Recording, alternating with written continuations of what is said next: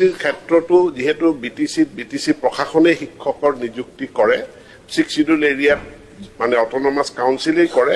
এতেকে তাত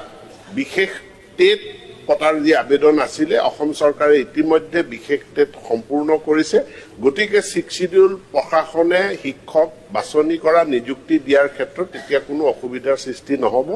যিসমূহ প্ৰপ'জেল আহিছে আমি অনুমোদন জনাইছো গতিকে অধিক সংখ্যক শিক্ষক তেওঁলোকও নিযুক্তি দিব পাৰিব আৰু অসম চৰকাৰেও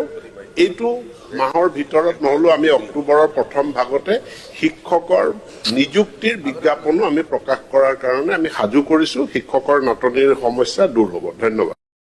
নিযুক্তিৰ ক্ষেত্ৰতো যেহেতু বিটিসি প্ৰশাসনে শিক্ষকৰ নিযুক্তি কৰে 6 শিডিউল এৰিয়াত মানে অটোনমাস কাউন্সিলে কৰে এতেকে তাত